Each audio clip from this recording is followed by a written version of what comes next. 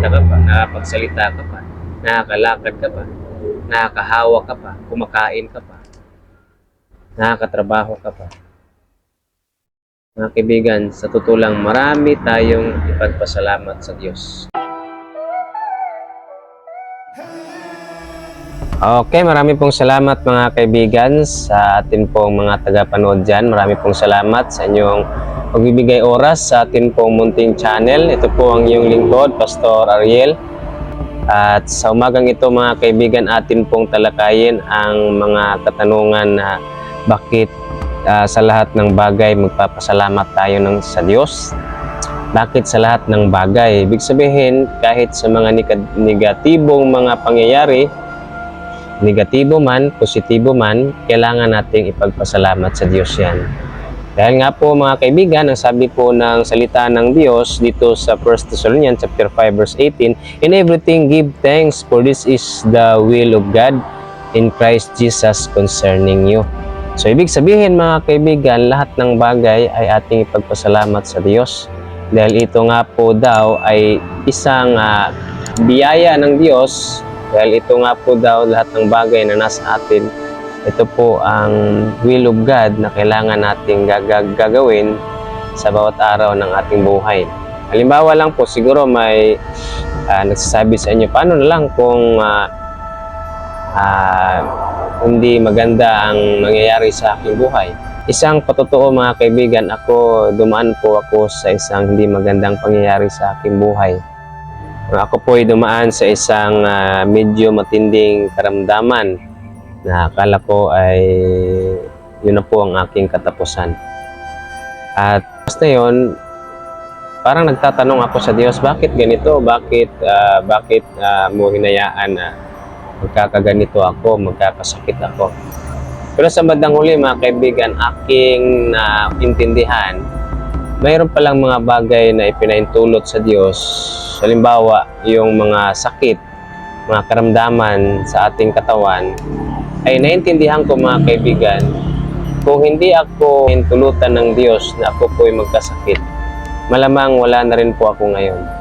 Dahil kung hindi ako nagkasakit mga kaibigan, hindi ako mag-iingat sa aking pagkain. Hindi ako iiwas sa mga pagkaing bawal sa ating katawan. Hindi ako matutulog ng maaga. Lagi akong nakaharap palagi sa computer, sa gadget na merong tinatawag na radiation na isa rin na nakakasira sa ating katawan. So mga kaibigan, yung mga bagay na yun, ang sabi ko ay salamat sa Panginoon at pinahintulutan niya ako magkasakit. Sa akin mga kaibigan, yung karamdaman ko noon ay account those sickness na isang blessing.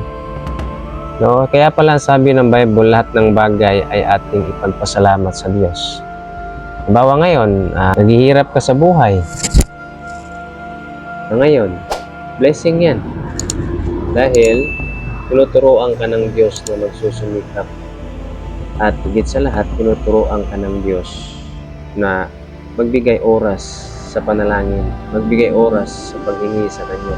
Dahil nga po sabi ng Biblia, maraming mga taong hindi nakakatanggap ng biyaya mula sa Diyos. Dahil nga po hindi sila humihingi. Kailangan natin mga kaibigan, mga kapatid, na humingi sa Diyos in terms of blessing. Ang blessing mga kaibigan, hinihingi po yan sa Panginoon. Hindi yan basta-basta dumadating. Siguro mayroong mga tinatawag sa libutan na blessing, yun po mga sarili nilang sikap. Pero iba po yung blessing na galing sa Diyos. Ang blessing na galing sa Diyos ay yung bang tutulungan ka, gagabayan ka sa iyong mga gagawin. So mga kaibigan, kailangan nating magpapasalamat sa Diyos sa lahat ng bagay.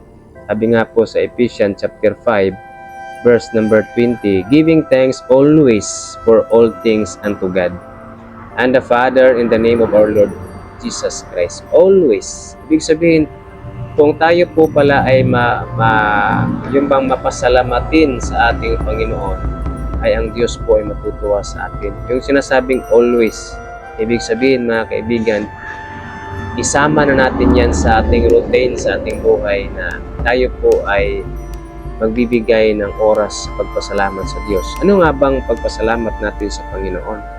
Marami mga kaibigan, bago ako magtapos, ano nga bang dapat nating ipagpasalamat sa Panginoon kahit na may problema tayo ngayon, may mga suliranin tayo, may mga mabigat tayong mga dinadala sa ating buhay. Isa sa ipapasalamat natin mga kaibigan, number 1, yung buhay ka pa. Number 2, yung hangin na hinihinga mo. Number 3, yung pamilya mo nandyan. Number 4, yung malusog na pangangatawan, nakakita ka pa, nakapagsalita ka pa, nakakalakad ka pa, nakakahawa ka pa, kumakain ka pa, nakakatrabaho ka pa. Mga kaibigan, sa totoo lang, marami tayong ipagpasalamat sa Diyos. Kaya sabi ng Panginoon, giving thanks always for all things unto God.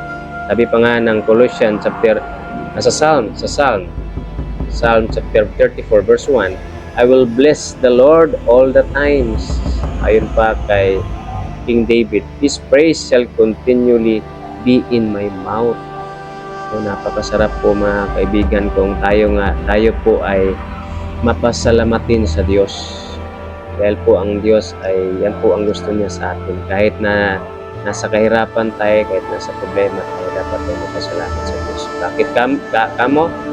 Dahil yan po ang will ng Panginoon sa atin. Yan po ang gusto niya na gagawin natin sa bawat oras sa ating buhay. Maraming po salamat mga kaibigan. Nawa po ay nakakapagbigay ng inspire sa inyo po. Salamat po sa inyong panonood. God bless po sa atin.